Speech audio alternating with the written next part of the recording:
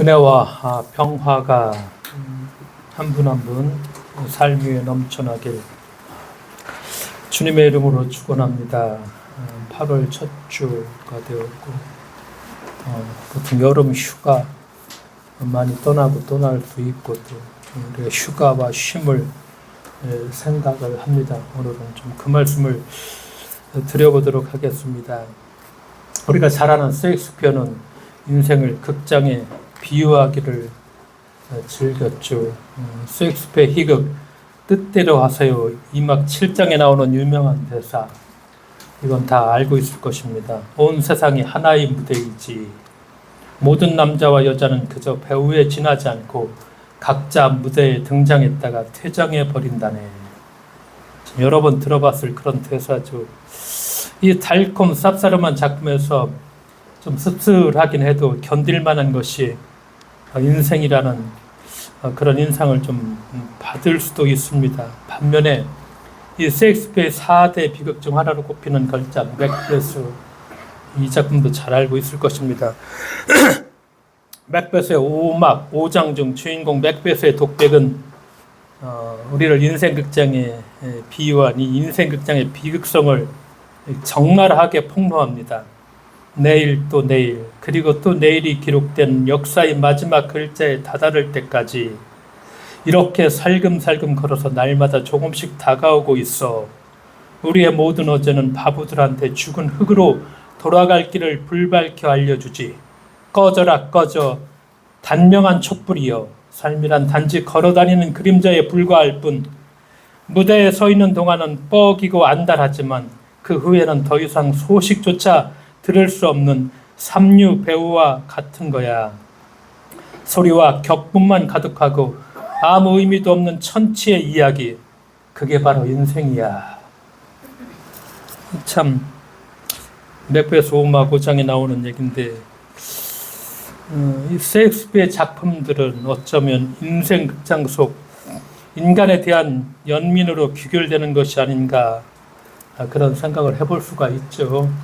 인생의 마지막은 결국 절망이며 한 인간은 고작 그림자로서 자신의 인생을 살아가게 된다는 서글픈 인식을 보게 됩니다.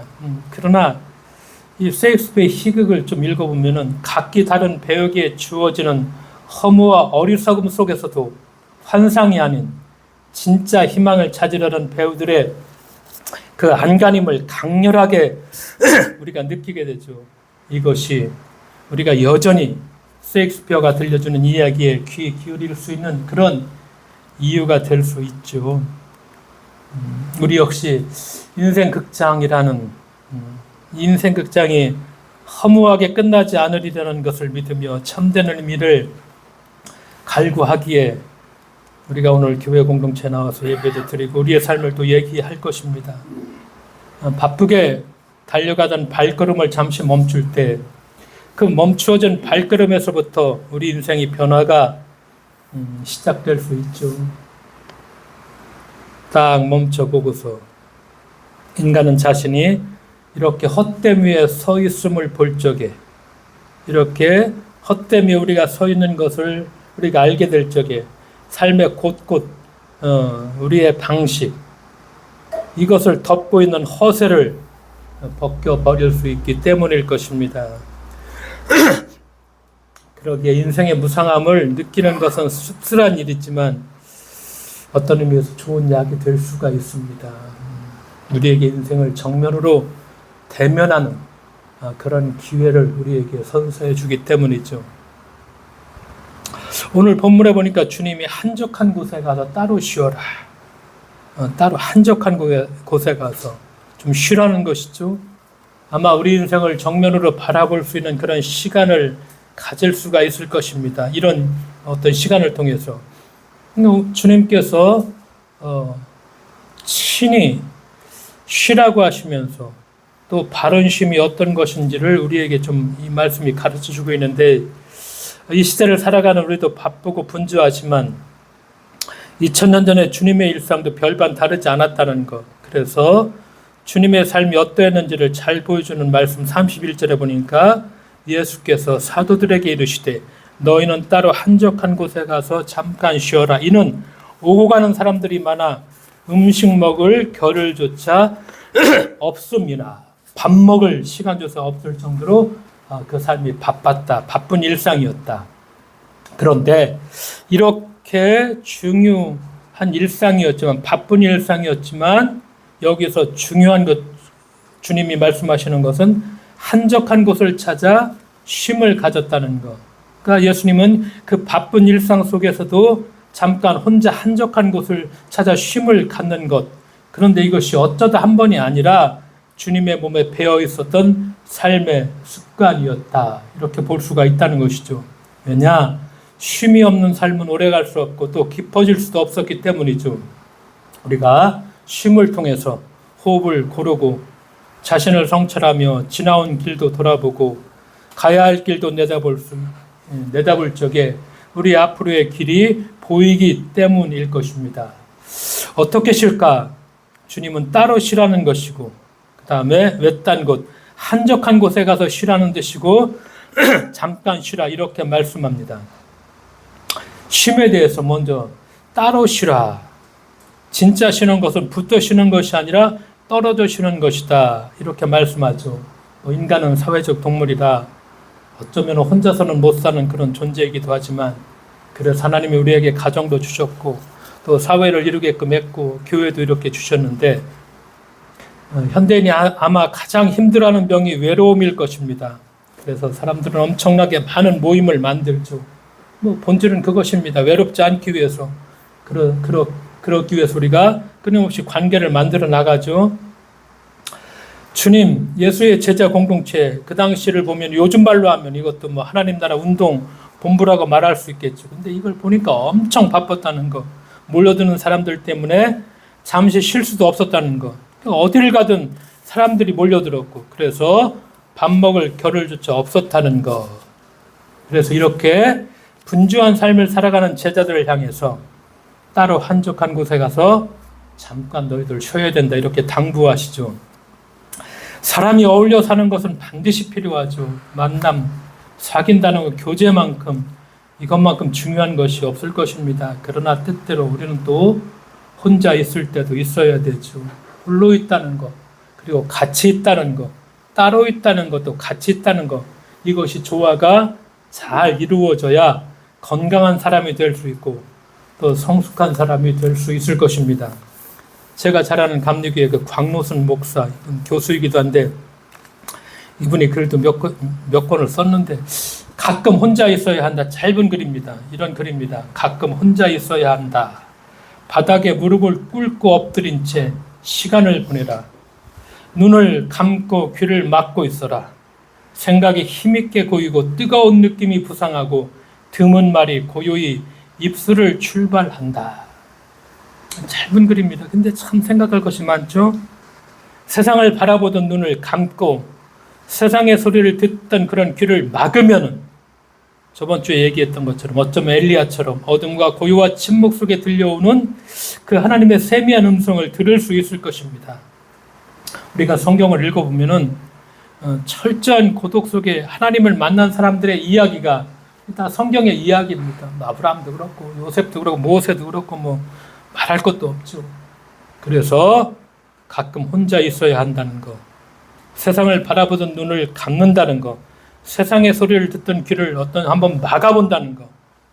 그래서 마음의 중심이 딱 잡히고 산란한 마음과 어지러운 생각이 딱 정리가 되면은 우리가 듣지 못한 소리를 들을 수 있을 것입니다.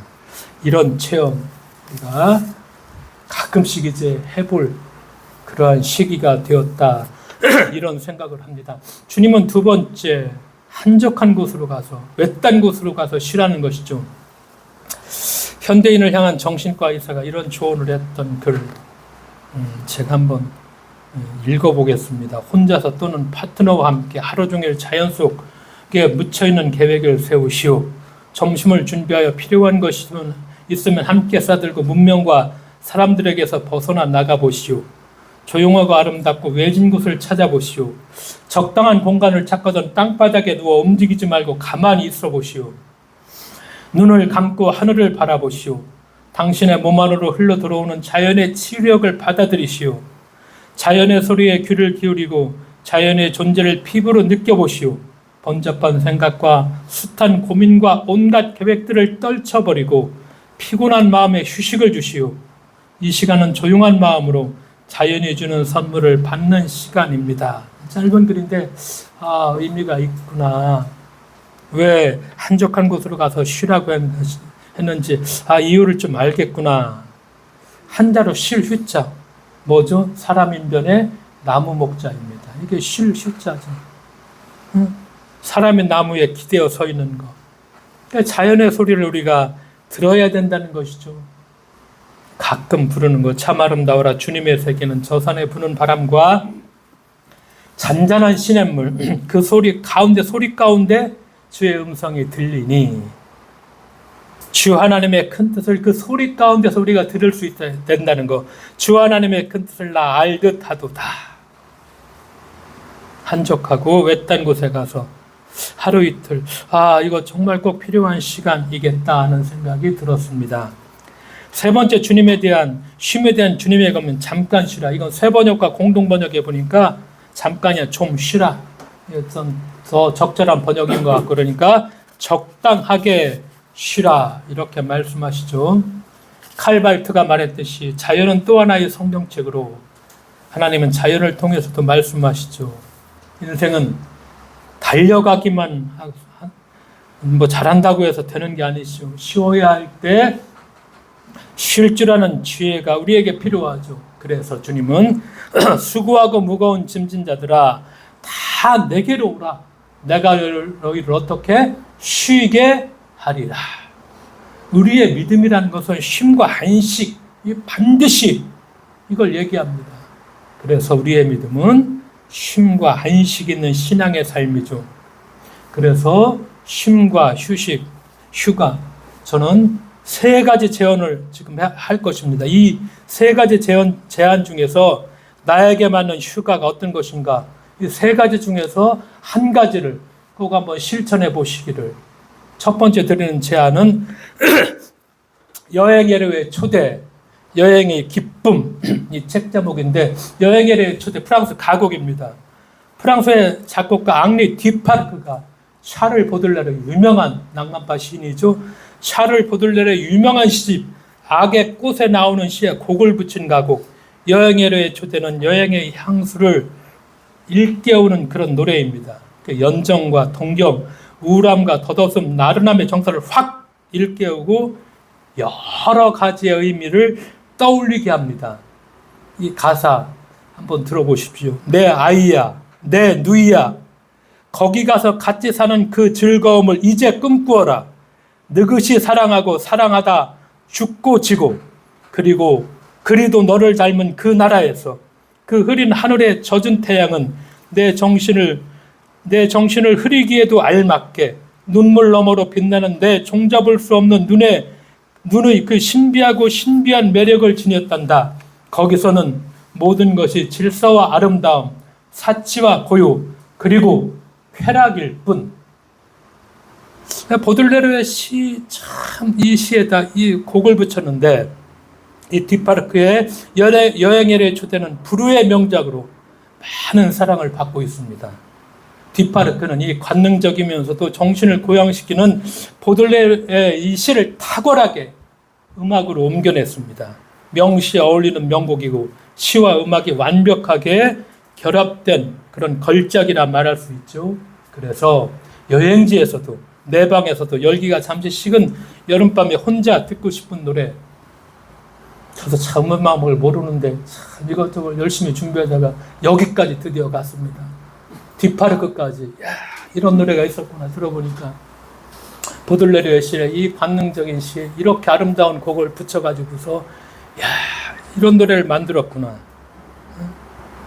그런데 여행은 이렇게 달고 쌉싸름한 탐미적인 향유만 있는 것이 아니라 몸으로 부딪히는 불편함과 한계들 속에서 많은 것을 새롭게 깨닫는 그 배움의 시간이기도 하죠. 프랑스의 작가 실뱅 태송 지리학을 전공한 후 여행자로서의 삶을 살고 그 깨달음을 글로 전한 사람인데 여행의 기쁨, 이건 정말 많이 팔려서 우리나라 사람들도 참 많이 읽었고, 김영하의 여행의 기술에 바로 여행의 기쁨의 그 내용을 가져다가 소개를 하고 있죠. 근데 이 실뱅태송은 뭐라고 얘기하느냐? 진정한 여행자는 풀잎을 보고도 우주를 상상할 수 있다. 삶을 그 너머의 것을 보는 눈을 가진 여행자는 모래알 하나라도 무한한 행복을 느낀다. 내가 좋아하는 여행은 항상 엔진 없이 내 힘이 허용하는 한도 이상으로 더 빨리 이동하는 수단 없이 자연과 대등한 조건에서 자연에 그대로 자신을 맡기는 여행이다. 이 실뱅태송이 말하는 여행이나 이렇게 진정한 여행이란 문명의 이기에 의존하지 않고 정당한 수단, 즉 자신의 두 발로 세상을 직접 걸어다니는 여행이죠. 태송은 자신을 스스로 반더러 낭만적 방랑자다 이렇게 부르며 세상을 알기 위해 느리게 걸으며 여행을 합니다. 근데 이 보들레르와 디파르크의 관능적이고 탐미적인 그 여행이나 태송이 말하는 낭만적 방랑자의 자유가 우리의 일상이 되기는 쉽지 않죠.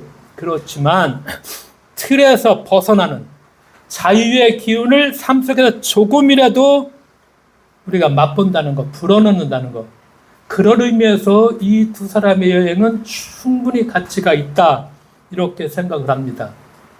그래서 여러분들이 여행 외로의 기쁨과 여행의 어떤 이 초대, 이 두 사람들의 얘기를 제가 첫 번째 제안을 드려봐. 이런 여행, 이런 여행을 한번 해볼 수 있을 것인가, 뭐 한번 생각해 보시고, 두 번째 제안을 합니다. 두 번째 제안은 우리는 모두 별의 먼지입니다 라는 제안입니다. 여름밤에 밤하늘을 바라봅니다. 하루 종일 더위에 지쳐 있더라도 별이 빛나는 밤하늘을 바라보면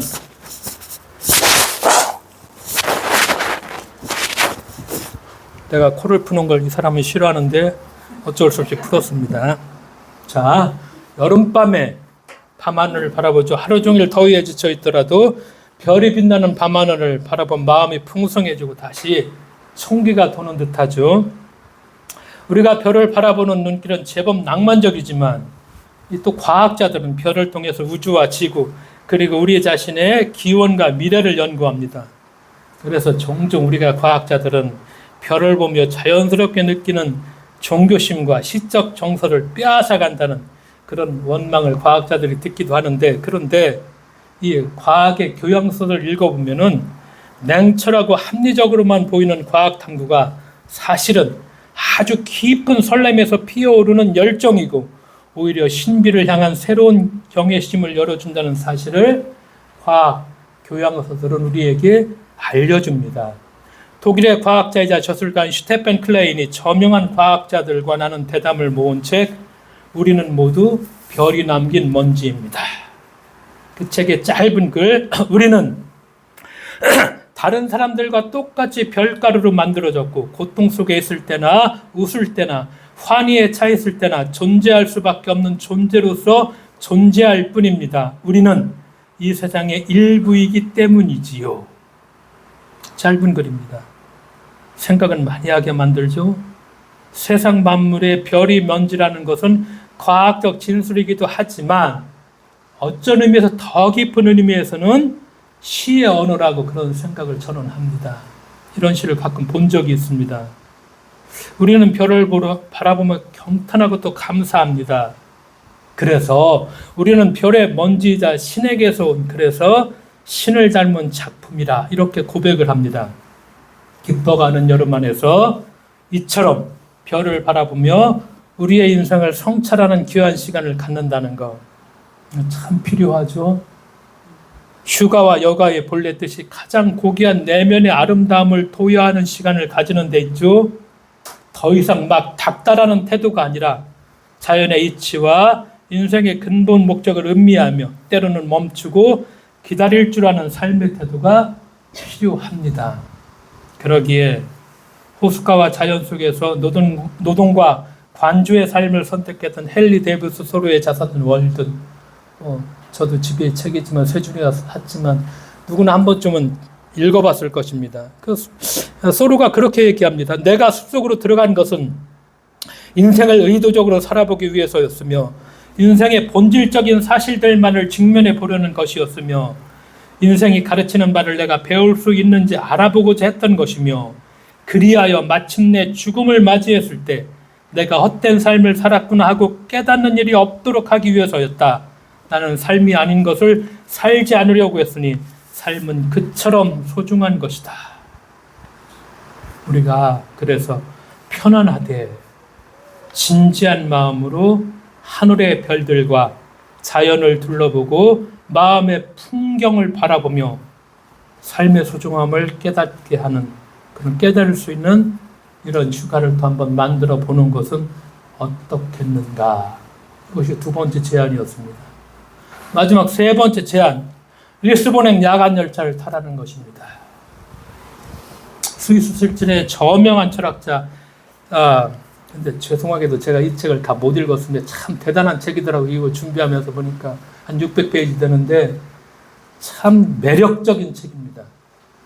그러니까 스위스의 저명한 철학자 페터 비에레라는 이 사람이 필명, 가짜 이름을 써가지고 어떤 이름, 파스칼 메르시에라는 필명으로 스위스 베른의 나이든 라티노 57세 교수가 주인공인 리스본행 야간열차라는 매혹적인 그런 소설을 썼습니다. 근데 57세 된 베른에서 이제 라틴어를 가르치는 그것뿐이 모르는 집과 학교, 이것뿐이 모르는 이 51세 교수가 왜 리스본행 야간열차를 타느냐, 이런 글을 읽은 다음에 우리가 우리 안에 있는 것들 가운데 아주 작은 부분만을 경험할 수 있다면 나머지는 어떻게 되는 걸까? 이걸 우리라고 하지 말고 나로 한번 바꿔봐서 저는 내가 내 안에 있는 것들 가운데 아주 작은 부분만을 경험할 수 있다면 그런데 이렇게 내 안에 있는 많은 것들, 내가 경험해보지 많은 것들은 도대체 그럼 어떻게 되는 걸까?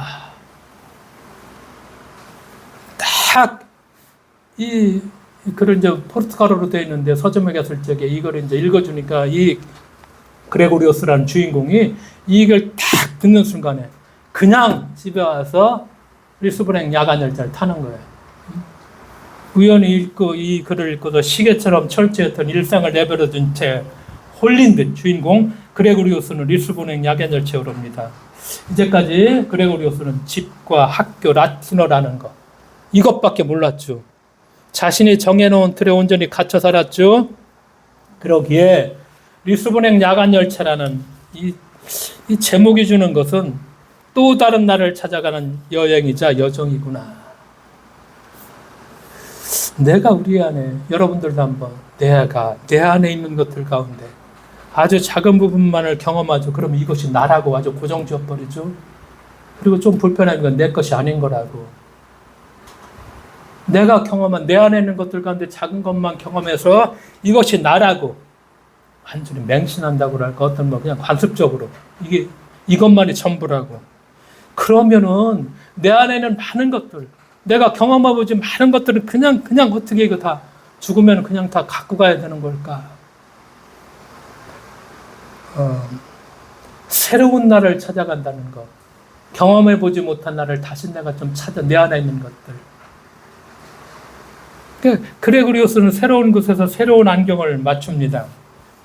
새 안경은 이전 안경보다 가볍고 잘 보이고 훨씬 편안하지만 적응하지 못한 그는 다시 예전 안경을 슬며시 쓰죠.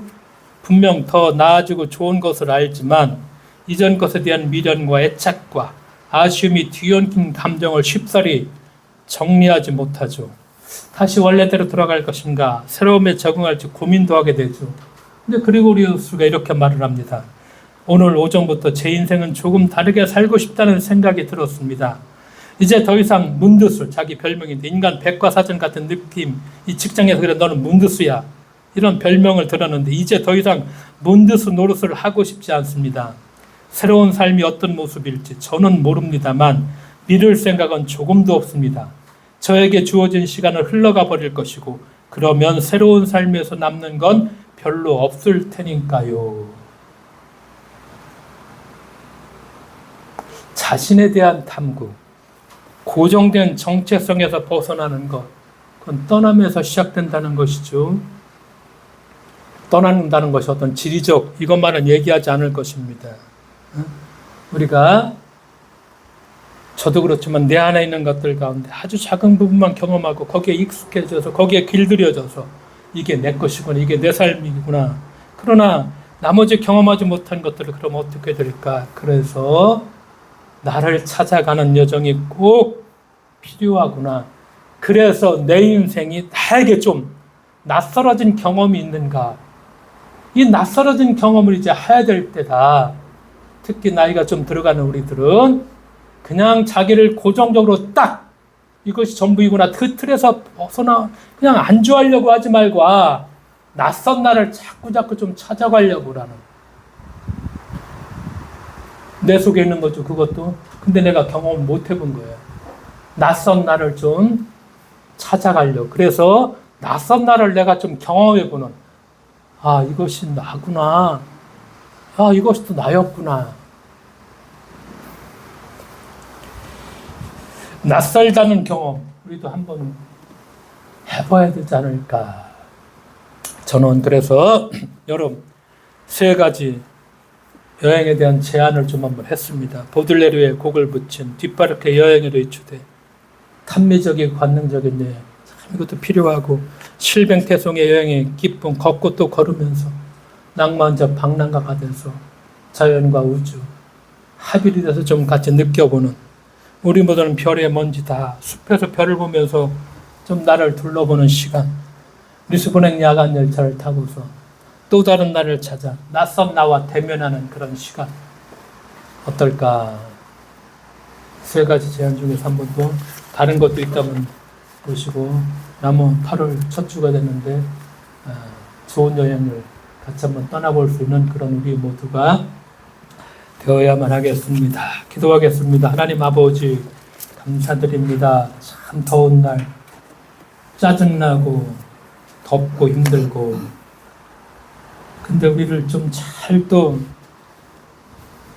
이런 가운데서도 사도 바울이 참 어떠한 가운데서 저는 자족하는 법을 배웠습니다. 그 고백을 어떻게 가능하게 했는지 우리를 돌아보면서 주님 경험해보지 못한 것들도 낯선 것들도 우리가 마음의 문을 열고 새롭게 경험해가는 그런 저희들 될 수 있도록 주께서 이렇게 세워줄 것을 믿으며 예수님의 이름으로 기도드리옵나이다.